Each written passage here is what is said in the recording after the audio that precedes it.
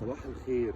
من أخص خصائص الإنسان وجزء لازم يكون في تفكيرنا على طول هو إن إحنا بنغلط، والعقلية بتاعت إن الواحد يحاول إن هو ما يغلطش بس، وإن هو لما يغلط الريكفري بروسيس بتاعته تبقى صعبة، حاجة متعبة جدا للبني آدم.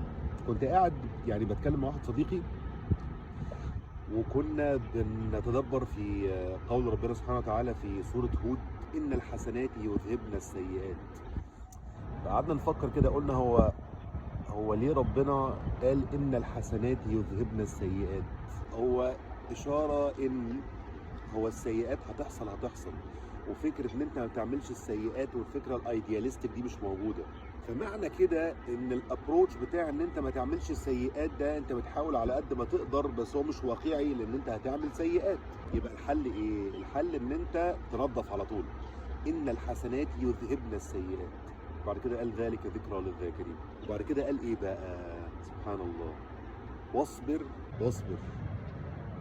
بمعنى انت محتاج تعمل ايه؟ انت محتاج تصبر على البروسيس، تصبر على ان انت عارف انت هتعمل سيئات وهتحتاج ان انت تنظف السيئات دي. فتنظيف السيئات محتاج ايه؟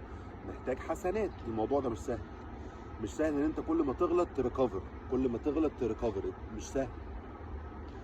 فالموضوع محتاج صبر. بعد الآية دي على طول راح قايل: واصبر فإن الله لا يضيع أجر المحسنين. آية جميلة جدا وبتخلينا ان احنا على طول ناخد بالنا ان البروسيس دي هتحصل، وما يحصلناش احباط ان احنا لما نغلط سواء غلطه كبيره او صغيره.